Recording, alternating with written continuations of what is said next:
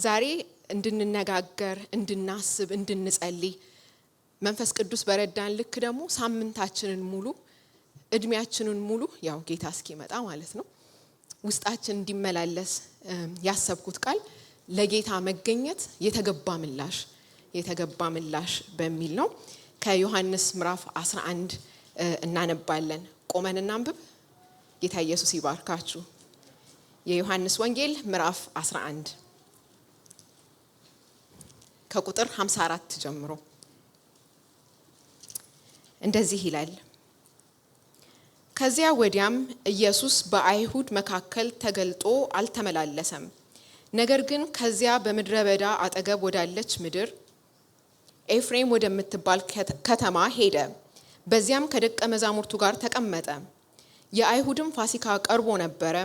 ብዙ ሰዎችም ራሳቸውን ያነጹ ዘንድ ከፋሲካ በፊት ከአገሩ ወደ ኢየሩሳሌም ወጡ። ኢየሱስንም ይፈልጉት ነበረ። በመቅደስም ቆመው እርስ በርሳቸው ምን ይመስላችኋል? ወደ በዓሉ አይመጣም ይሆንን? ተባባሉ። የካህናት አለቆችም ፈሪሳውያንም ይይዙት ዘንድ እርሱ ያለበትን ስፍራ የሚያውቀው ሰው ቢኖር እንዲያመላክታቸው አዘው ነበር ይላል። ክብር ለኢየሱስ ይሁን። እንግዲህ እዚህ ጋር ስናነብ እንዳያችሁት ቁጥር 55 ላይ የፋሲካ ወቅት የአይሁድ በዓል የሆነው ፋሲካ ወቅት ደርሶ ስለነበረ ለመንጻት እንዲመቻቸው ቀደም ብለው ሰዎች ተሰባስበው ነበር እና የድሮ ትርጉም እንደምትወዱ ጠርጥሬ እኔ ያለሁበት ቤተክርስቲያን የቀድሞውን ትርጉም ነው ብዙ ሰው የለመደው። ስለዚህ ከሱ ነው። የአዲሱ መደበኛ ትርጉም ላይ ከሌላ ክፍለ ሀገር እንደመጡ ከአገር ቤት ይናገራል። እዚህ ጋም ከአገሩ መጡ ሲል ከክፍለ ሀገር እንደማለት ነው። ከአገር ቤት ከገጠረማው ከውጭው ወጥተው ወደ ኢየሩሳሌም መጡ ይላል። የፋሲካ በዓል ለምን እንደተቋቋመ ለምን እንደተመሰረተ ታውቃላችሁ አይደል? ፋሲካ ማለት በ400 ዓመት የባርነት ዘመን ያሳለፉበትን ጊዜ ጌታ ስላላቀቃቸው ፈርዖን ስለተመታ ያ ሁሉ ስለሆነላቸው ድንቅነቱን የእግዚአብሔርን እያሰቡ እንዲያከብሩ የታዘዙት በዓል ነው። ትልቅ በዓል ነው ማለት ነው። በቃ በአመት ውስጥ እጅግ ትልቅ በዓል እሱ በዓል ነው። እዚሁ ምዕራፍ 11 ላይ ዮሐንስ ወንጌል ላይ ስለሌላ በዓል ይናገራል። ቤተ መቅደስ የታደሰበት በዓል ነበረ፣ የዛንም ይናገራል። ግን የፋሲካ በዓል ፓስኦቨር በጣም ትልቅ በዓል ነው። እስካሁን ድረስ በኢየሩሳሌም ይከበራል። በዚህ ጊዜ እነኚህ ሰዎች አይሁዶች ልጆቻቸውን አስቀምጠው ስለራሳቸው ታሪክ ይነግሯቸዋል። እንደውም የሚነግሯቸው አባቶቻችን የዛሬ እንዲህ አይነት እንዲሆነው ሳይሆን እግዚአብሔር እኛን ታደገን፣ ከፈርዖን እስራት እኛን አስመለጠን እያሉ ዛሬ ላይ ትላንት የተደረገውን እያወጁ የሚያከብሩበት ነው። ትልቅ በዓል ነው። ከገጠር ሰዎች ይመጣሉ። አንድ ወንድም ሲናገር ከልጅነቱ ጀምሮ እሱና ቤተሰቡ ወደ ገጠር ይሄዳሉ። ኢትዮጵያ ለመስቀል በዓል ይኬዳል፣ የተለመደ ነው። እኔም ማስተምርበት የነበረበት ትምህርት ቤት ተማሪዎች ሁሉ ስለማይመጡ ያንን ቀን እንዝጋው ሁሉ እስኪባል ድረስ ሁሉ ሰው ይሄዳል። ወደ ጉራጌ ሀገር ወደ ደቡብ ይኬዳል። ትልቅ በዓል ነው። ልክ እንደሱ አድርጋችሁ አስቡት። ከሩቅ ያሉ ሁሉ የሚጠራሩበት፣ በዳያስፖራ ያሉ በምርኮ ከባቢሎን ምርኮ ማለቅ በኋላ ወደ ኢየሩሳሌም ያልተመለሱ በያሉበት በግብጽም በተለያየ ስፍራ አሁን ቱርክ በመንለው በዛን ጊዜ ታናሽቱ እስያ የሚኖሩ ብዙ አይሁዶች አሉ። በምድር ዙሪያ ተበትነዋል ከባቢሎን ምርኮ በኋላ። እግዚአብሔር ቢመልሳቸውም በቃ ኑሯቸውን አድርገው የቀጠሩ አሉ። እነሱ ሁሉ የሚመለሱበት ታላቅ በዓል ነው። ግን እዚህ ጋር እንደምናየው ኢየሱስ ክርስቶስን ደግሞ የትላንትን አስታውሰው ብቻ ሳይሆን ኢየሱስ ክርስቶስንም ደግሞ እየፈለጉት ነበር። ኢየሱስ ክርስቶስን የሚፈልጉት ቁጥር 45 ጋር ትንሽ ከፍ ብለን ስንመለከት እንግዲህ ምዕራፍ 11 ለማስታወስ ያክል አልዓዛርን ከሞት ያስነሳበት ጊዜ ነው። ከዛ በፊት የዮሐንስ ወንጌል በሚደንቅ ሁኔታ ሰባት እያደረገ ምልክቶችን አሳይቶናል። ስለዚህ የኢየሱስ ስም ገናና ነበረ። ኢየሱስንም ሊያዩት ፈልገው ነበረ። ይሄንን ፋሲካ የተለየ የሚያደርገው ኢየሱስ ክርስቶስ ታላላቅ ድንቅና ተአምራትን ያደርግ ስለነበረ በአካባቢው ያልነበሩ ኢየሩሳሌም ኑሯቸውን ያላደረጉ አይሁዶች ሁሉ እሱን ለማየትም ጓጉተዋል። ስለዚህ ራሱ ፋሲካ ትልቅ በዓል ነው። ከዛም ላይ ደግሞ ይሄንን ፋሲካ ልዩ የሚያደርገው ኢየሱስን ሊያዩት ስለጓጉ ነው። ቁጥር 45 ጋር እንደዚህ ይላል። ታሪኩን በኋላ እንመለስበታለን። ስለዚህ ወደ ማርያም ከመጡት ኢየሱስም ያደረገውን ካዩት ከአይሁድ ብዙዎች በእርሱ አመኑ። ከነርሱ አንዳንዱ ግን ወደ ፈሪሳውያን ሄደው ያደረገውን እንግዲህ ሄደው ተናገሩ። አሳበቁ ነው የሚባለው። ተናገሩበት። በቃ ይሄው እናደረገ ተናገሩበት። ስለዚህ ኢየሱስን ለማየት ድንቁን ሰምተው ተአምራቱን ጭምጭምታ ሰምተው ሊያዩት የጓጉበት ጊዜ ነው። ከዛ መልሰን ደግሞ ወደ ቁጥር 56 ስንሄድ የድሮ ትርጉም ላይ ግን የምትላለ ኢየሱስ ክርስቶስን በመቅደስ ሆነው አይሁዶቹ ይፈልጉት ነበር። ነገር ግን ፈሪሳውያኑ ግን እነሱ ግን በተቃራኒ እነኚህ የሚፈልጉት አሉ ይመጣ ይሆን አለ ይሆን ዛሬ በዓል ስለሆነ መቅደስ ውስጥ ይታይ ይሆን ብለው የሚጓጉት ምናልባትም ከኢየሩሳሌም ውጪ የመጡት አይሁዶች አሉ። ከነሱ በተቃራኒ ግን ፈሪሳውያንና አለቆቹ መሪዎቹ ካህናት አለቆችም ፈሪሳውያንም የካህናት አለቆችና ፈሪሳውያን የተለያዩ ግሩፖች ናቸው። እንግዲህ እዚህ ጋር አንድ ያደረጋቸው ኢየሱስ ክርስቶስን ስለጠመዱት ነው እንጂ በመሰረቱ የካህናት አለቆች ሰዱቃውያን ናቸው። ግን ሰዱቃውያንና ፈሪሳውያን እነኛ የሚጣሉ በትልልቅ ስነ መለኮታዊ ትልቅ ጥል አላቸው አይደል? እንደውም ታስታውሳላችሁ ወንጌላት ይነግሩናል ጌታ ፊት የማን ወገን እንደሆነ ለማወቅ የሙታን ትንሣኤ ያለ የለም ብለው የጠየቁት የሚጣሉ ግሩፖች ናቸው፣ አብረው የማይሄዱ ግሩፖች።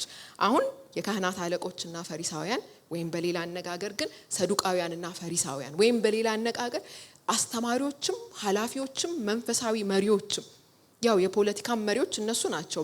በሮም ግዛት ስር ይሁኑ እንጂ ቤተ መቅደሷ የነበራት ስልጣን በሁሉም የህይወት አሪና ላይ ስልጣን ነበራቸው። እነሱ ተሰባስበው ግን በታየበት እንዲያዝ ትእዛዝ አውጥተው ነበር። ስለዚህ እዚህ ጋር ሁለት አይነት ሰዎች እናያለን አይደል? ኢየሱስ ክርስቶስን ለማየት የጓጉ መቅደሱ ጋር ይመጣ ይሆን በዓል ስለሆነ ይገኝ ይሆን እያሉ በሩን የሚያዩ ከዛ በእነሱ ተቃራኒ ደግሞ እዛው ቤተ መቅደስ ውስጥ ሆነው ባያችሁበት ይያዝልን የሚል ትእዛዝ ያወጡ አለቆች አሉ። ሁለት አይነት ሰዎች። እንደገናም ቅድም ደግሞ ያነበብኩላችሁ ከማርያም ጋር ማርያም ማለት የማርታ እህት ከሷ ጋር የተነሳው ከሞት የአልዓዛር እህት ከሷ ጋር የመጡት ኢየሱስ ክርስቶስን ብዙዎቹ ከአይሁድ በእርሱ አመኑ ይላል። ከነርሱ አንዳንዶች ግን ወደ ፈሪሳውያን ሄደው ኢየሱስ ያደረገውን ነገሯቸው። እንግዲህ የካህናት አለቆችና ፈሪሳውያን ሸንጎ ሰብስበው ምን እናድርግ? ይህ ሰው ብዙ ምልክቶችን ያደርጋልና እንዲሁ ብንተው ሁሉ በእርሱ ያምናሉ። የሮሜም ሰዎች መጥተው አገራችንንም ወገናችንንም ይወስዳሉ አሉ። 49 ላይ በዚያችም ዓመት ሊቀ ካህናት የነበረው ቀያፋ የሚሉት ከእነርሱ አንዱ እናንተ ምንም አታውቁም፣ ሕዝቡም ሁሉ ከሚጠፋ አንድ ሰው ስለ ሕዝቡ ይሞት ዘንድ እንዲሻልን አታስቡም አላቸውና የመግደልን ሐሳብ አቀረበላቸው። ዮሐንስ ይገርማል እዚህ ጋር ሳያውቀው ትንቢት ተናገረ ይለናል።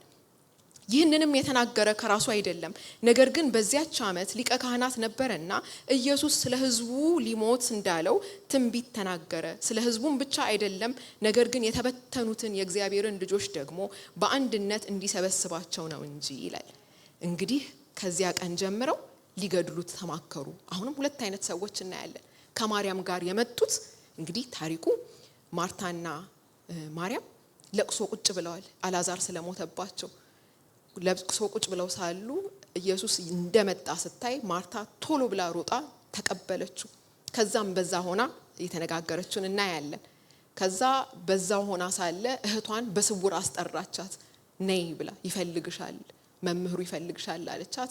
ስትወጣ ሐዘን አብረው ሊያጽናኗት የመጡ ሰዎች እንደ ድንገት ከፊታቸው ስትነሳ በቃ መቃብሩ ጋር ልታለቅስ ነውና አብረናት እንሂድ ብለው አጅበዋት ሄዱ።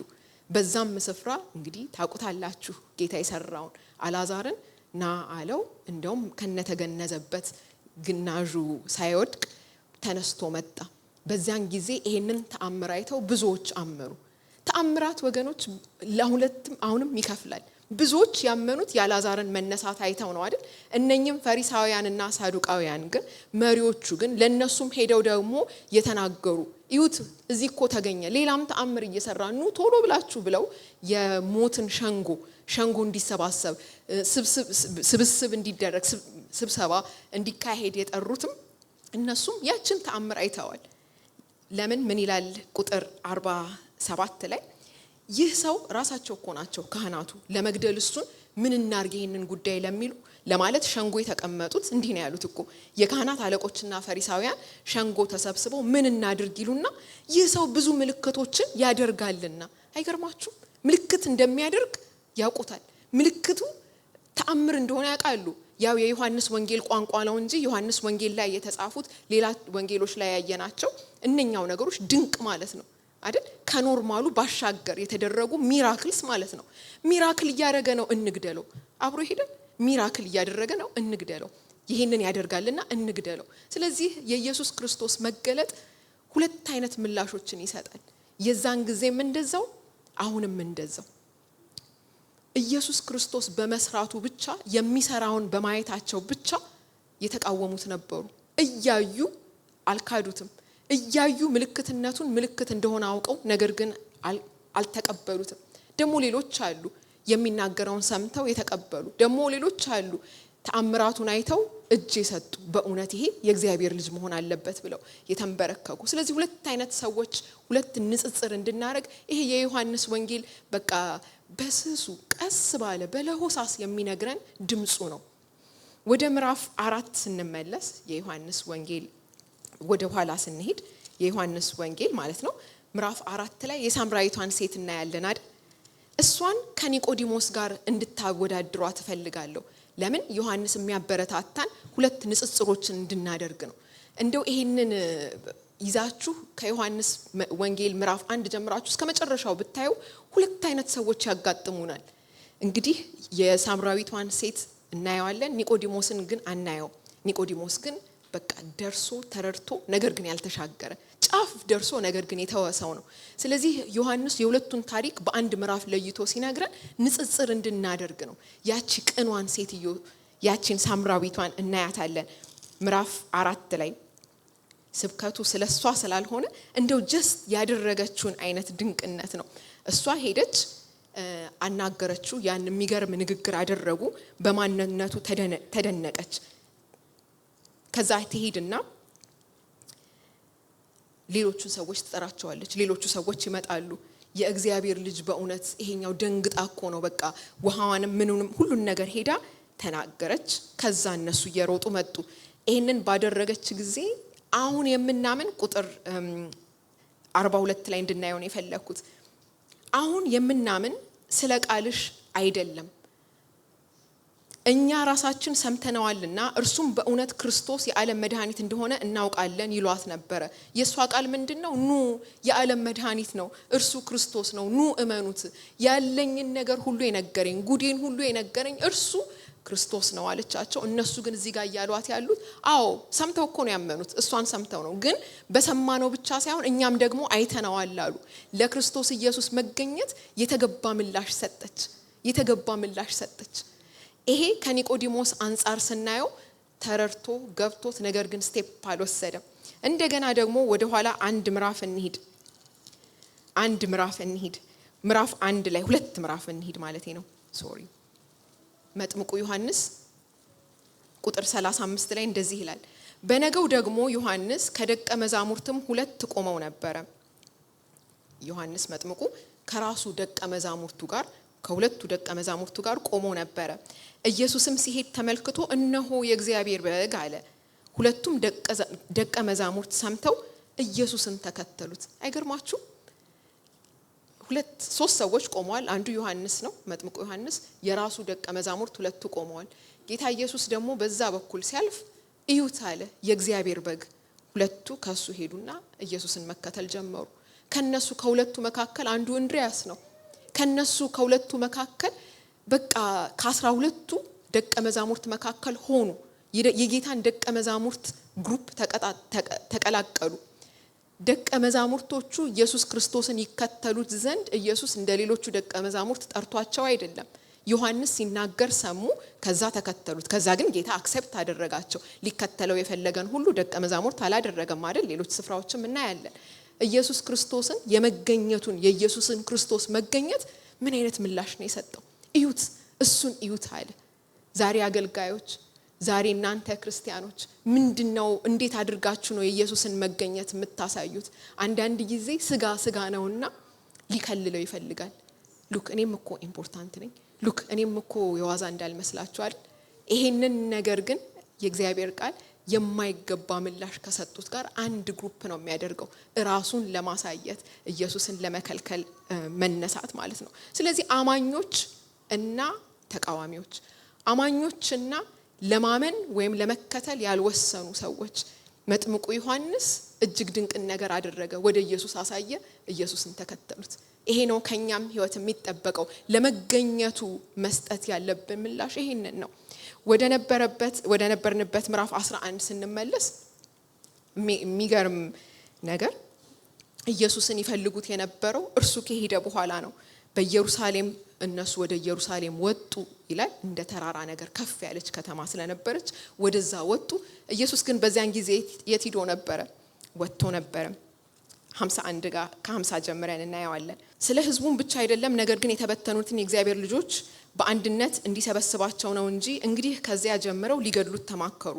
ከዛ ወዲያም ኢየሱስ ከአይሁድ መካከል ተገልጦ አልተመላለሰም። ነገር ግን ከዚያ በምድረ በዳ አጠገብ ወዳለች ወደ ኤፍሬም ወደምትባል ሌላ ስፍራ ሄደ። ኢየሱስ ሲወጣ እነሱ ሲገቡ ተላለፉ። እንዴት እንደሚገባ መመለስ እንዳለብን ካላወቅን መተላለፍ የሚባል ነገር አለ ማለት ነው። እዛው ምዕራፍ 11 ላይ ለምንድነው ወደ ኢየሩሳሌም ሲጀምር የመጣው? ደቀ መዛሙርቱ በጣም ተቃውመውት ነበር። እንደሚገሉ ታውቅ የለ እንዴት ወደ ኢየሩሳሌም ትሄዳለህ? ታሪኩን አያችሁት። ወደ ኢየሩሳሌም መጣ፣ ከሌላ ስፍራ ወደ ኢየሩሳሌም መጣ። በኢየሩሳሌም ሊገድሉት በፈለጉ ጊዜ ከኢየሩሳሌም ወጣ። እሱ ሲወጣ ደግሞ እሱን ሊያዩት የሚፈልጉ ሰዎች ኢየሩሳሌም ገቡ፣ ፈለጉት። እሱ ግን ወጥቷል። ለምንድነው መጀመሪያ ወደ ኢየሩሳሌም የሄደው? ለምንድነው የጌታን መገኘት የጠራው ብለን ስናይ ቁጥር 1 ጋር ከማርያምና ከእህቷ ከማርታ መንደር ከቢታንያ የሆነ አልዓዛር የሚባል አንድ ሰው ታሞ ነበር ይላል። ማርያምም ጌታን ሽቶ የቀባችው እግሩንም በጠጉሯ ያበሰችው ነበረች። ወንድሟም አልዓዛር ታሞ ነበር። ስለዚህ እህቶቹ ጌታ ሆይ እነሆ የምትወደው ታሟል ብለው መልእክተኛ ይልኩበታል። ከዛ ግን እርሱ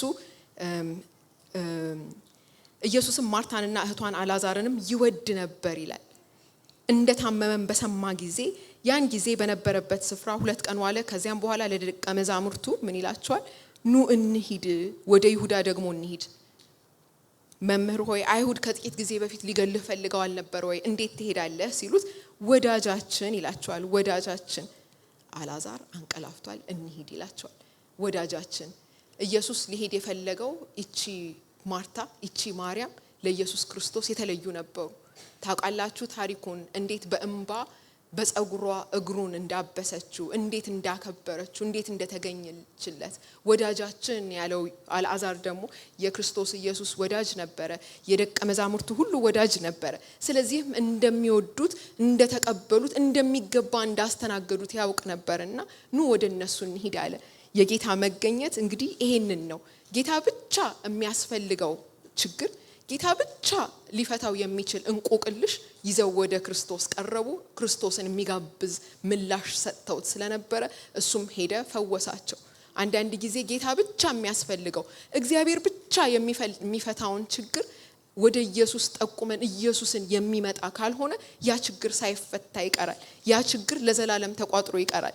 አሁንም 2 አይነት ሰዎችን ለመመልከት ወደ ብሉይ ኪዳን ብዙ ምሳሌዎች አሉ። ግን እንደው በቅደም ተከተል ያክል ለመሄድ ከዘጸአት 2 ብንጀምር ከብዙ ምሳሌዎች እንግዲህ ጥቂቶች ናቸው። ቅድም ከትንንሾቹ ልጆች መካከል አንዱ ተናግሮት ነበረ፣ ይሄንን ጥቅስ በሐሳብ ደረጃ ማለት ነው አይደል? ሙሴ በግብጽ ላይ አይሁዶች ወንድ ልጅ እንዳይወልዱ በተከለከለ ጊዜ እናቱ ወለደችው። መልካም መሆኑን ባየች ጊዜ በቃ ላትገለው ወሰነች። ከዛ ስለ እናቱ ምንም ብዙ ነገር አናውቅም። እዚህ ጋር ግን እንደዚህ ይላል። የሁለተኛዋን የማይገባ ምሳሌውን አላወጣ መሰላችሁ። ዘጸአት 2 ጋር እንሂድ እና እሷ እንዴት አይነት ሰው እንደሆነች አናውቅም። አንድ ነገር የምናውቀው ግን እግዚአብሔርን ታዛ የእግዚአብሔርን ሐሳብ የፈጸመች ሴት ናት። የንጉስን አዋጅ በቃ በስፍራው ያስቀመጠች፣ የንጉስ ቃል ከእግዚአብሔር ቃል ጋር ያልተጋጨባት፣ ያልገነነባት፣ ስፍራውን የምታቅ፣ ለእግዚአብሔር ፈቃድ ቦታ የነበራት ሴት ነበረች። ለዛ ነው በህይወት ልታቆየው የወደደች። ከዛ በኋላ እንደዚህ ይላል ምዕራፍ 2 ላይ ከሌዊ ወንድም አንድ ሄዶ የሌዊን ልጅ አገባ። ሴቲቱም ጸነሰች፣ ወንድ ልጅም ወለደች። መልካምም እንደሆነ ባየች ጊዜ 3 ወር ሸሸገችው። ደግሞም ልትሸሽገው ባልቻለች ጊዜ የደንገል ሳጥን ለእርሱ ወስዳ ዝፍጥና ቅጥራን ለቀለቀችው። ሕፃኑንም አኖረችበት፣ በወንዝም ዳር ባለ በቄጠማ ውስጥ አስቀመጠችው። እህቱም የሚደረግበትን ታውቅ ዘንድ በሩቅ ቆማ ትጎበኘው ነበረ። እህቱን እንድናስተውል ነው የምፈልገው። በሩቅ ቆማ ትጎበኝ ነበረ። የፈርዖንም ልጅ ልትታጠብ ወደ ወንዝ ወረደች። ደንገጥሮቿም በወንዝ ዳር ይሄዱ ነበረ። ሳጥኑንም በቄጠማ ውስጥ አየች። ደንገጥሯንም ልካ አስመጣችው። በከፈተችውም ጊዜ ሕፃኑን አየች። እነሆም ሕፃኑ እያለቀሰ ነበረ። አዘነችለትም። ይህ ከዕብራውያን ልጆች አንድ ሰው አለች። እህቱ ለፈርዖን ልጅ ሕፃኑን ልታጠባልሽ ዘንድ ሄጄ የምታጠባ ሴት ከዕብራውያን ሴቶች መካከል ልጥራልሽ አለቻት። አይገርማችሁም? እዚህ ጋር እንግዲህ እናቷ እንደዚህ በይ ብላት ይሁን አይሁን የምናቀው ነገር የለም። አንድ የምናቀው ነገር መቼም ሕፃኑን አስቀምጣ ሂጂ ባይንሽ ተከታታዩ ትል ይሆን ብዬ ሳስብ፣ እኔ እንደዚህ በእድሜ የሚለያዩ ልጆች የሉኝም። ሁለቱም 13 ወር ነው የሚለያዩት። ሳስብ ግን እንደው የእናት አንጀት የሚችል አይመስለኝም። አይደለም ሕፃን ልጅም ሲተልቁም ራሱ እንዴት እንደሚሰማን እናውቃለን። ምናልባት እሷም አብረው ይሆናል ራቅ ብለው እያዩት ያሉት። እንዴት ብልሃቱ መጣላት አናቅም። አንድ የተጻፈ ነገር የምናውቀው ይሄንን ሐሳብ ቀጥታ ለፈርዖን ልጅ ነገረቻት። ምን አይነት ብልሃት ነው አይደል? የሚያጠባውን ልጅ ልጥራልሽ ወይ አለች። ሊያምጣልሽ ወይ ከዕብራውያን ሴቶች መካከል? አዎ ስትላት ሄዳ እናቷን አመጣች። ያም ሕፃን ልጅ በእናቱ እጅ አደገ። ሙሴ በእናቱ እጅ አደገ። ይችን ማርያም እንግዲህ ትልቅ ነብይ ናት። በኋላም በተለያዩ ስፍራዎች እናያታለን። ከነቢያት መካከል አንዷ ናት። በእግዚአብሔር ሕዝብ ላይ እግዚአብሔር መሪ ያደረጋት አንዷ ናት። እንደውም የሙሴ መዝሙር አለ አይደለ? ልክ ፈርዖን ከሰጠመ የፈርዖን ወታደሮች በኤርትራ ባህር ከጠፉ በኋላ አንድ ግጥም ከተናገረ በኋላ ረጅም ግጥም፣ እሷ ደግሞ አዝማቹን ታዘምራቸው ነበር። ሴቶቹን ሁሉ ሰብስባ ታዘምር ነበር ይለናል። ስለዚህ በሆነ መልኩ የመሪነት ድርሻ ነበራት። ነብይም ነበረች። በኋላ እንደው ትንሽ ያው መሳሳት ያለ ነውና እግዚአብሔርም በምህረት መለሳት ራሱን ሙሴን እንዲምራት አድርጎ። ግን የዛን ጊዜም ቢሆን እኛስ ቢሆን ከእግዚአብሔር የምንሰማ አይደለምን ትላለች። ነብይ እንደሆነች ይሄንን እናውቃለን።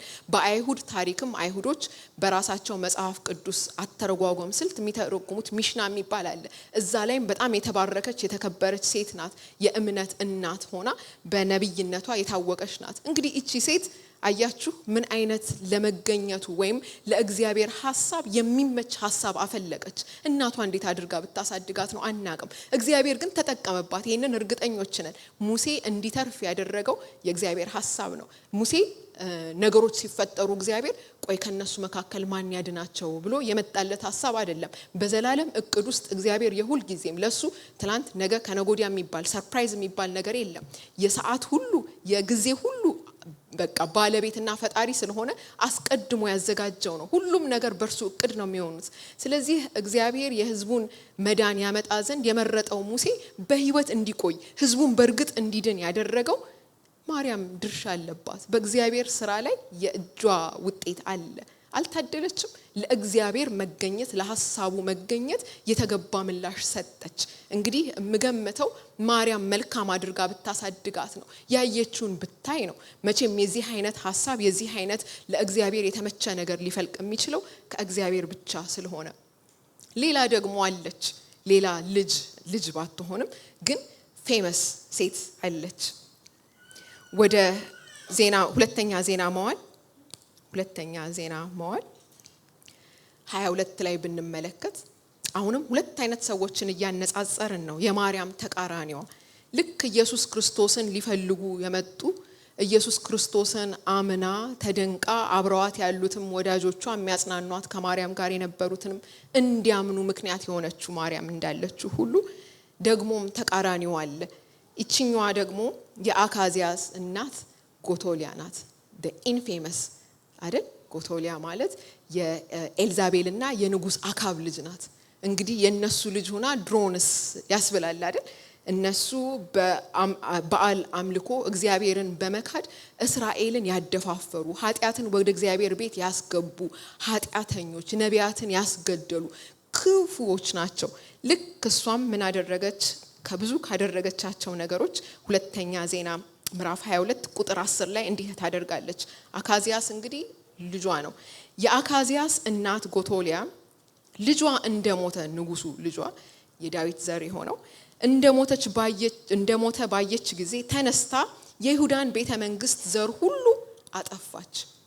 የንጉሱ ልጅ ዮሳቤት ግን ከተገደሉት ከንጉሱ ልጆች መካከል የአካዚያስ ልጅ ኢዮአስን ሰርቃ ወሰደች። እርሱንና ሞግዚቱን በእልፍኝ ውስጥ አኖሮቻቸው። ጎቶሊያ እንዳታስገድለው የንጉሱ የኢዮሪያም ልጅ የአካዚያስ እህት የካህኑ የዮዳሄ ሚስት ዮሳቤት እንዲሁ ሸሸገችው። ከምንድነው የምትሸሽገው? ከአያትየው እኮ ነው። አይገርማችሁ? ስለዚህ ያስገደለች የነበረችው የአካዚያስ እናት የአካዚያስ ልጆችን ነው። የልጅ ልጆቿን ያስገደለች ምን አይነት ጨካኝ ናት! ማርያምን በዚህ ጎን እያት የእግዚአብሔርን ሐሳብ ያስተናገደች። ደግሞ ጎቶሊያን እያት በኋላም ነብዩ እንደተናገረው መጨረሻዋ ክፉ ሆነ። ልክ እግዚአብሔር እንዳስፈራራት ተገድላ ሞተች። ጎቶሊያንና ማርያምን ስናነጻጽር ለእግዚአብሔር ሐሳብ ያልተመቸች ጎቶሊያ፣ ለእግዚአብሔር ሐሳብ ለእግዚአብሔር አጀንዳ ደግሞ መፈጸም ምክንያት የሆነች ማርያምን እናያለን። ሁለት አይነት ሰዎች። ልክ ዮሐንስ ይሄው የእግዚአብሔር በግ ሲል የራሱ ደቀ መዛሙርት እሱን ትተው ሲሄዱ ደስ እንደተሰኘው እኔ ከርሱ ላንስ ይገባል እንዳለው የጫማውን ጠፍር እንኳን ልነካ የተገባኝ አይደለሁም ያለው ያንን ትሁቱን ዮሐንስ ስታነጻጽሩት ከዚህ ጋር ያስደንቃል አይደል? ለእግዚአብሔር ያልተመቸ ማንነት፣ የልጅ ልጆቿን የገደለች ጎቶሊያ። ስለዚህ ይሄንን ችግር የእግዚአብሔር መገኘት ብቻ ሊፈታው የሚችለውን ችግር የእግዚአብሔርን ሐሳብ እያስተናገድን ምላሽ ካልሰጠ ነው ሁሉ ጊዜም ቢሆን ከእግዚአብሔር ሐሳብ ተቃራኒ እንቆማለን። ለዛ ነው የዛኔ ሊቀ ካህኑ ሳያውቀው ትንቢት ተናገረ። ነገር ግን ኢየሱስ ክርስቶስ እንዲገደል በእርግጥ ኢየሱስን ስለዶለቱበት ስለተሰበሰቡ ሸንጎ ስለጠሩት ስለተሰበሰቡበት አይደለም የሞተው አይደል? የእግዚአብሔር ዘላለማዊ ሐሳብ ስለነበረ እንዲሆን ፈቀደላቸው። ግን ጌታ እንዳለው ወዮ አለ። ለይሁዳ ወየው፣ የተጻፈለትን ነው የኖረው። ነገር ግን እሱን አታሎ እንደዚህ ላደረገው ግን ወዮ። እነኚህ ሰዎች በሚያሳዝን ሁኔታ ይህንን አደረጉ። ወደዛው ስንመለስ ወደ ዮሐንስ ወንጌል ምዕራፍ 11 ላይ ለመግደል ኢየሱስ ክርስቶስን በመስማማታቸው ኢየሱስ ክርስቶስ የሕዝቡን ፈውስ፣ የሕዝቡን ምላሽ፣ የሕዝቡን እንቆቅልሽ መልስ በእጆቹ እንደያዘ ከኢየሩሳሌም መውጣት ነበረበት። ስለዚህ የእግዚአብሔርን ሐሳብ በማስተናገድ ፋንታ የሱን ተቃራኒ ያደረጉ። ኢየሱስን ይፈልጉት ነበር፣ ሰዎቹ ግን ሊያገኙት አልቻሉም። የነሱ ጥፋት ሆኖ አይደለም፣ መሪዎቻቸው እንዲወጣ ስላደረጉት ሊያገኙት አልቻሉም። ብዙ ምልክቶችን ያደርጋልና ይሄን ሰው እናስቁመው። ሊትራሊ እንደዛ ነው ያሉት። ብዙ ምልክቶች ያደርጋልና እናስቁመው፣ ድንቅና ተአምራት ያደርጋልና እናስቁመው አሉ።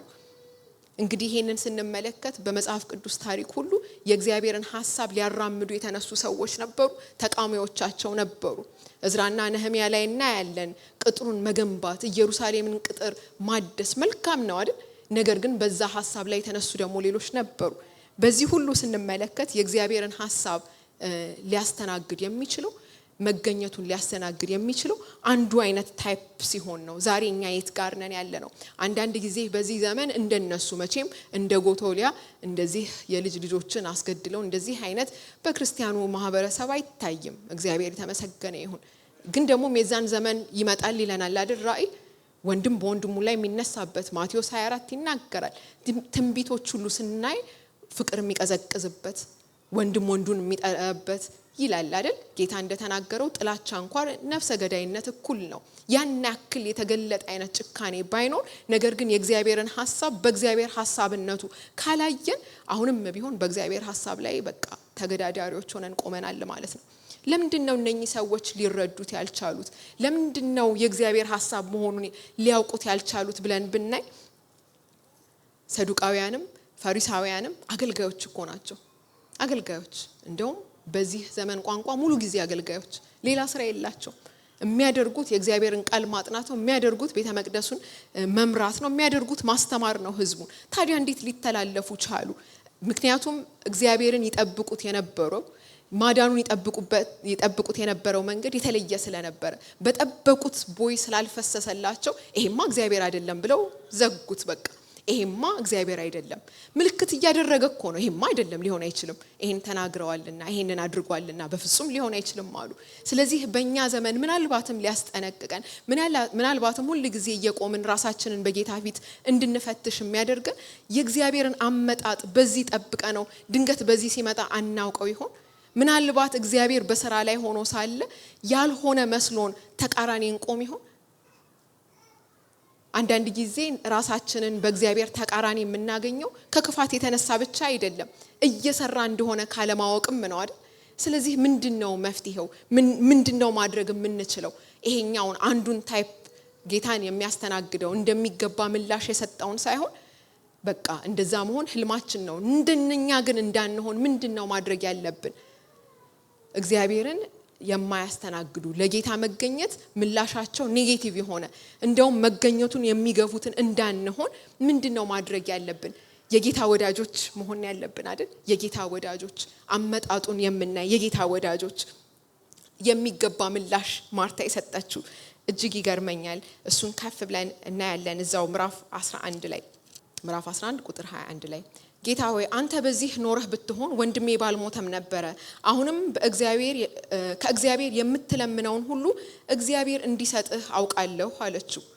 ገናኮ መጀመሪያ እንዲያገኘችው ነው ልክ ሲመጣ ኢየሱስ በመጣ ጊዜ እንደሰማች ጊዜ ልትቀበለው ወጣች ይላል ማርያም ግን በቤት ተቀምጣ ነበር ይላል ቁጥር 21 ቁጥር 22 ላይ ግን መልሷ ይሄ ነው አሁንም ከእግዚአብሔር የምትለምነውን ሁሉ እንድታገኝ ይሄንን አውቃለሁ አለችው የሆነ የእምነት ፍንጭ አለው አይደል ከዛ ጌታም እንዲህ አላት ወንድምሽ ይነሳል አላት ማርታም በመጨረሻው ቀን በትንሳኤ እንዲነሳ አውቃለሁ አለችው ኢየሱስም ትንሳኤና ሕይወት እኔ ነኝ የሚያምንብኝ ቢሞትም እንኳን ሕያው ይሆናል ሕያው የሆነም የሚያምንብኝም ሁሉ ለዘላለም አይሞትም ይህን ታምኛለሽን አላት እርሷም አሁን ጌታ ሆይ አንተ ወደ ዓለም የሚመጣው ክርስቶስ የእግዚአብሔር ልጅ እንደሆንክ እኔ አምናለሁ አለችው ይሄንንም ብላ እህቷን ጠራች ይላል በስውር አስጠራቻት እሷም መጣች የሚገባ ምላሽ ሰጠችው እሱ ጋር አርቲኩሌት አደረገችው መጀመሪያም እንዳየችው ብትናገር የምትለው ሁሉ እንደሚሆንልህ አውቃለሁ የሆነ ዳርዳር እያለች ነገር ግን እየጠበቀች ነበር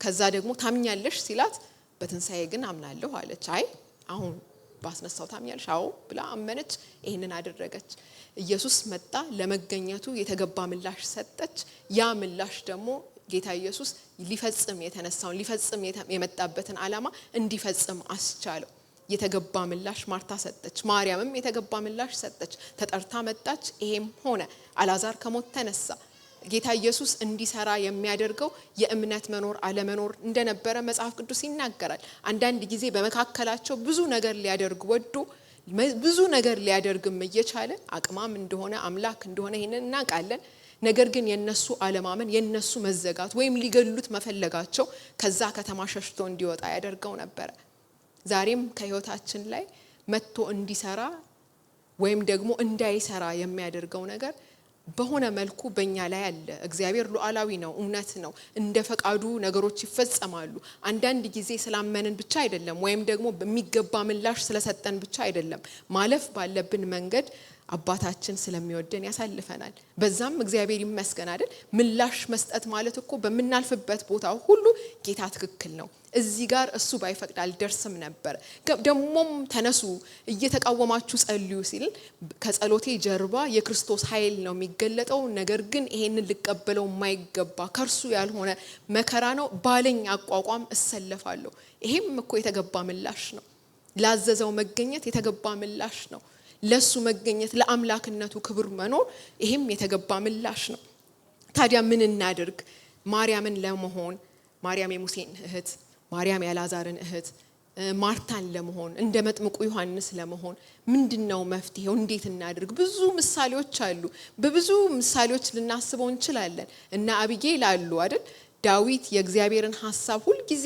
የሚያራምደው የእግዚአብሔር ሰው የነበረው የመንፈስ ቅዱስን መገኘት እጅግ በሚገርም ሁኔታ የተለማመደው ዳዊት እንኳን ስቶ ነበር አይደል ኦልሞስት የማይመለስ ስተት ሊያደርግ ሲል አቢጌል መጣች ለይሄን ምናምንቴ ሰው ተው የተቀባህና አንተ ለዚህ አይደለም አለችው አስቆመችው እንደሚገባ ሐሳቡን አስተናገረች ከዚህ አንድ የምንረዳው ነገር አንድ ሰው በቋሚነት በቃ እከሌ ሁሉ ጊዜም የጌታን ሐሳብ ያራምዳል የሚባል ቋሚ ፖዚሽን የለም ስማችን ቋሚ ነው ስማችንን አንለውጥም ማለት መለወጥ ካልፈለግን በስተቀር እኔ ሶፋኒት ነኝ ሁሉ ጊዜም ቢሆን ስሜንም ብለውጠው ያ የለወጥኩትን ስም ሆናለሁ አይደል ዛሬ ሶፋኒት ነገ ሄለን ከነጎዲያ ከሊት አልሆንም አይደል ሴንስ አይሰጥም ማንነታችን ያው ነው አብሮን ስቲክ ያደረገ ነው ነገር ግን ይህ ግን ለጌታ የተገባን ምላሽ መስጠት ማለት ሁሉ ጊዜ የምንኖረው አይደለም የፖዚሽን ጉዳይ አይደለም የውሳኔ ጉዳይ ስለሆነ ሊለዋወጥ ይችላል ማለት ነው ዛሬ የእግዚአብሔርን ሐሳብ አስተናግደን ምንም ጋራንቲ የለንም ነገ የእግዚአብሔርን ሐሳብ ለማስተናገድ ለዛ ነው ዳዊት ይሳሳት ነበር የእግዚአብሔርን ሐሳብ ያስተናገደ አልነበረም ትልልቅ ጥፋቶችን ሲያደርግ ግን ደግሞ የእግዚአብሔርን ሐሳብ ሊያስተናግድ በእግዚአብሔር የተመረጠ እንደሆነ ደግሞ እናውቃለን ስለዚህ ምላሹ ምንድነው ሁሉ ጊዜም ቢሆን ቆም ይያለን እለት ቢሆን መምረጥ ነው የውሳኔ ጉዳይ ስለሆነ ይሄንን ስናይ እንግዲህ እንድናየው ምዕራፍ 6 ጋር እንሂድ ምዕራፍ 6 እዛው ዮሐንስ ወንጌል ማለት ነው ምዕራፍ 6 ቁጥር 27 ጋር እንሄዳለን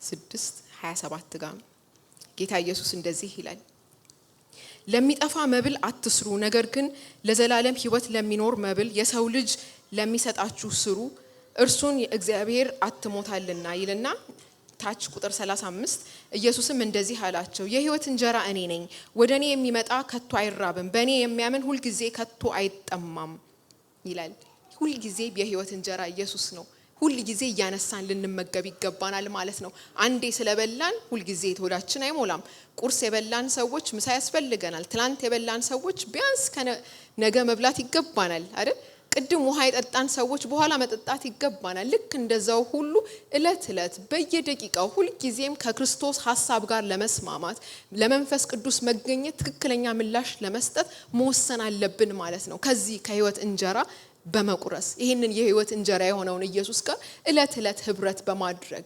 የደቂቃዎች የግዚያት ጉዳይ አይደለም እንደሱ አትረዱትም አይደል የውሳኔ ጉዳይ ነው ሁሌ ከርሱ ጋር መወገን አንዳንድ ነገሮች ሲከሰቱ ጌታ ሆይ አንተ ምን ትላለህ በቃ ይሄንን እንደ ልምድ ማድረግ በዚህ እግዚአብሔር የለም በዛ እግዚአብሔር አለ ከማለት ከዚህ አይነት ንግግር በፊት አንተ ምን ትላለህ ምልከታችን እይታችን እንዳይወስነው ስጋዊ እይታችን ይሄ የሚያየው አይናችን ምልከታችን እንዳይወስነው አንዳንድ መስፈርቶቻችን ልክ ሰዱቃውያንና ፈሪሳውያን የአይሁድ መሪዎች አንዳንድ መስፈርቶቻቸው ስላልተሟሉ በእውነትም በርግጥም እግዚአብሔር እውነተኛው እግዚአብሔር ሲመጣ በእግዚአብሔርነቱ ሊቀበሉት አልቻሉም ስለዚህ እኛም አንዳንድ መስፈርቶች ግራ ሲያጋቡን ካስቀመጥነው ፎርሙላ ወጣ ሲል አውቶማቲካሊ ይሄማ እግዚአብሔር አይደለም ከማለት በፊት ምን ትላለህ የሕይወት እንጀራ ሁሉ ጊዜ ልንመገበው የሚገባ ይሄንን ነው እንግዲህ እንደ ሳምራዊቷ ሰው ብዙዎችን እንደሳበችው በጣም ለነሱ ከመስበኳና ወደ ከክርስቶስ ጋር ኮኔክት ከማድረጓ የተነሳ አዎ ሰምተንሽ ነበር የመጣ ነው ነገር ግን አሁን ያመንነው ካንቺ ቃል የተነሳ ብቻ አይደለም አሏት እንደዛ ሌሎችን ኮኔክት ለማድረግ ቢሆን ራሳችን ከሱ ሐሳብ ጋር ኮኔክት ለማድረግ ቢሆን ሁሉ ጊዜ ከዚህ እንጀራ ልንመገብ ይገባናል ይሄንን እንዳይሆን የሚከላከሉ ወይም ይሄኛውን መጥፎውን ለክርስቶስ ምላሽ አለመስጠት የተገባ ምላሽ መስጠት ያልቻሉትን እንዳንሆን የሚጠብቀን ምንድነው ስል ዕብራውያን 12 ወደ ልቤ መጣ ዕብራውያን 12 ላይ ቁጥር 25 አካባቢ የጌታ ቃል እንደዚህ ይመክረናል እንዴት መሆን እንዳለብን በቃ ለጌታ መገኘት ምን አይነት ምላሽ መስጠት እንዳለብን ከቁጥር 13 ጀምሮ አለፍ ብለን ብናየው እንግዲህ ይላል ስለዚህ የላሉትን እጆች የሰለሉትንም ጉልበቶች አቅኑ የነከሰውንም እንዲፈወስ እንጂ እንዳይናጋ ለእግሮቻችሁ ቅን መንገድ አድርጉ ይላል ቅን መንገድን አድርጉ ከሰው ሁሉ ጋር በሰላምን ተከታተሉ አሳዱት ማለት ነው አይደል ተከታተሉ እለት የሚደረግ የየለታዊ ተግባር ትቀደሱም ዘንድ ፈልጉ ይላል መራራ ስር ወደ ላይ በቅሎ እንዳያስጨንቅ ሴሰኛም የሚሆን እንዳይገኝ ወይም ስለ አንድ መብል በኩርነቱን እንደሸጠው እንደ ኤሳው ለዚህ ዓለም የሚመች ሰው እንዳይሆን ተጠንቀቁ ስለዚህ ሰላምን በመከታተል ከሴሰኝነት በመራቅ ለዚህ ዓለም የሚመች ሰው ባለመሆን ለክርስቶስ ሐሳብ የተገባውን አቋቋም የተገባውን ምላሽ ልንሰጥ ይቻለናል ከሰው ሁሉ ጋር ሰላም በማድረግ ሌሎችን በማቅናት ጉልበቶችን በማበርታት ሁሉ ጊዜም የአገልጋይ አቲቲዩድ የአገልጋይ አቲቲዩድ እኔ እኮ የክርስቶስ አገልጋይ ነኝ እንደዛ ነው አይደል የመንግስቱ ካህናት አድርጎናል ማለት እያንዳንዱ በኢየሱስ ክርስቶስ ስም የዳነ ሰው ሁሉ የንጉስ ካህን ነው ኃላፊነት አለበት ጉልበቶችን የማቅናት ከዛም ለዚህ ዓለም የሚመች ሰው አትሁኑ ይላል ቁጥር 25 ላይ ለሚናገረው እምቢ እንዳትሉ ተጠንቀቁ እነዚያ በመድር ላስረዳቸው እምቢ ባሉ ጊዜ ካላመለጡ ከሰማይ ከመጣው ፈቀቅ የምንል እኛስ እንዴት እናመልጣለን ስለዚህ ሁሉ ጊዜ የሚናገረውን እንድትከታተሉ እሺ እንድትሉ እምቢ እንዳትሉ ተጠንቀቁ ይላል ሁሉ ጊዜ ጌታ ይናገራል ማለት ነው የሚናገረውን እምቢ አትበሉ የተገለጠ ፈቃዱ አለ በቃሉ ላይ የተቀመጠልን አይደል እሱ በቃ ሚኒመም እሱ ነው የመጨረሻው ትንሹ መሟላት ያለበት መስፈርት አለ ሴሰኝነትን ማስወገድ ዓለማዊነትን ማስወገድ ለዚህች ዓለም የሚመች ስጋዊነትን ማስወገድ እሱ ሚኒመሙ ነው ከዛ በዘለለ የሚናገረውን ሁሉ አድርጉ ይላል እምቢ እንዳትሉ ተጠንቀቁ ስለዚህ በፍርሃትና በመንቀጥቀጥ በእግዚአብሔር ፊት በጸጋው በመታመን ስንኖር ለመገኘቱ የሚገባን ምላሽ መንፈስ ቅዱስ ከኛ ውስጥ ያፈልቃል ይሄ አታድርግ አይነት አይደለም ጸጋ የሌለበት የህግ ትምህርት አይደለም ዮሐንስ 11 የሚያስተምረን ግን በእግዚአብሔር በቃ መገኘት ውስጥ የህይወት እንጀራ ከሆነው ከኢየሱስ ጋር በመጣበቅ እንዴት ለእግዚአብሔር ሐሳብ እንዴት ለእግዚአብሔር ፈቃድ የምንመች ሰዎች እንሁን እንዴት ለምእሺ እንበለው እንዴት ሐሳቡን አንከላከል እንዴት እንተባበር ከርሱ ጋር የሚለውን ባሰብን ቁጥር ሁሉ ጊዜ ለጌታ ለመገኘት በጓጓን ቁጥር መጓጓት ውስጥ ድሉ አለ ክብር ለኢየሱስ ይሁን አይገርምም መንፈሳዊ ያሰራ በመጓጓት ውስጥ በመፈለግ ውስጥ ድሉ አለ በማቀድ ውስጥ እኔ ልኖርልህ እፈልጋለሁ በማለት ውስጥ የድምጽ አለው እኮ የጸሎት ድምጽ አይደል ልኖርልህ እፈልጋለሁ ማለት እንድኖርልህ እርዳኝ አንተን መርጫለሁ ለስጋ ልኖር አልፈልግም ማለት ነው እግዚአብሔር ደግሞ ይረዳናል ጌታ መንፈስ ቅዱስ ይረዳናል ለእርሱ እንድንመች ለዚህ ለመጨረሻው ዘመን ሰራዊት አድርጎ ሊልከው ያሰበው ሌላ ማንንም አይደለም ይሄንን ህዝብ ነው እናንተን ነው እኔን ሊልከኝ ጌታዬ ይወዳል ስለዚህ እንዴት ልገኝለት አንዳንድ ጊዜ ከምናስበው በላይ የእግዚአብሔር እጅ በምን ቦታ ላይ እንዳለ በምን አካሄድ ጌታ እንደሚሄድ ማወቅ እጅግ በጣም ይከብዳል ነገር ግን እለት ከርሱ ጋር የተቆራኘን ሰው ጌታ ሆይ ሹክ ይላል እኮ ጌታችን እኮ ደግ ነው የሆነ እስክንስት የሚቆጣጠረን የሰሞኑን የእግር ኳስ ሲዝን አይደል ሬፈሪ አይደለም አይደል እንዲህ ጫፍ ስትነካ ፊሽካ ፊር የሚያደርግ አምላክ አይደለም ሊረዳን ግን የቸኮለ አምላክ ነው የሙሴን መዳን የሙሴን መትረፍ ግድ ያለው እግዚአብሔር ስሙ ይባረክ የሆነ መልኩ ስንመለከተው ከዘፍጥረት ጀምሮ እስከ ራእይ ድረስ ራሱ ኢየሱስ ነው መልስ ለሁሉ ጥያቄ መልስ እሱ ነው ለዚህ አሰራር አልገባኝም ለዚህ ሁኔታ አልገባኝም ብንለው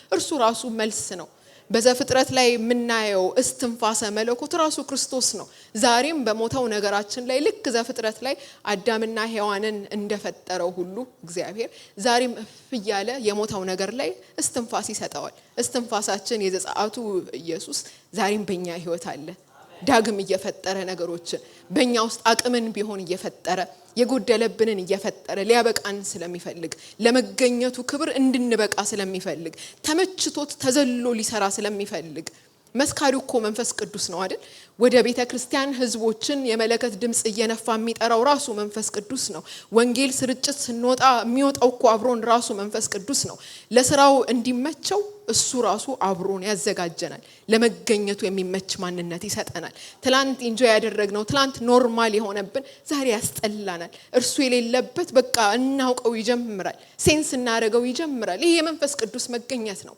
የሱ መገኘት ህግን ሲያሟላ እንግዲህ የመጽሐፍ ቅዱስ አዋቂዎች 653 ህጎች አሉ አይ ከዛ ትንሽ ይበልጣል ይላሉ 600 ምናምን ብለን ብንዘጋው እንኳን የነዛ ሁሉ ህጎች ሙሊት ልኬታ ራሱ ኢየሱስ ነው ህጎቹን በእኛ ውስጥ ሆኖ የሚፈጽም የዘሌዋውያን ህግን በእኛ ውስጥ ሆኖ የሚፈጽም ራሱ ኢየሱስ ነው ህጎችን ሁሉ የሚፈጽም ጥፋት እንደሆነ ሳናቅ እንኳን የምንራመድበትን መጥቶ ይነግረናል አይ እንዲህ የተሰማሽ ስሜት ነው ልጁ እኮ የኔ ነው ይያል ትላንትና ስነግራቸው ነበር ለነኬሊ አንዲት እህት ባለቤቴ እንግዲህ በጣም ቀልደኛ ነው ፖል ይጫወታል ምናምንና በጣም አዝናበት በጣም በቃ ዲስአፖይንትድ ሆና ተኛች። እንግዲህ እንደተዋወቅን ሰሞን ነው።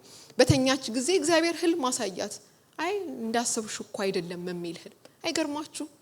እግዚአብሔር ይሄንን ያደርጋል። አንዳንድ ጊዜ በሚታየው የሆነ ነገር ስንወስን የሆኑ መረጃዎችን ተሳስተን እኮ አይደለም፣ ልክ እኮ ነን። በቃ ይሄንን ስናደርግ ጌታ ግን ጣልቃ ይገባል። ለምን? ህግን ሁሉ እንዲፈጸም ፍላጎቱን የአብ ፍላጎት በእኛ ህይወት እንዲፈጸም የሚረዳ የሚያግዝ ራሱ ኢየሱስ ነው። ስለዚህ የኛ ድርሻ ምንድነው?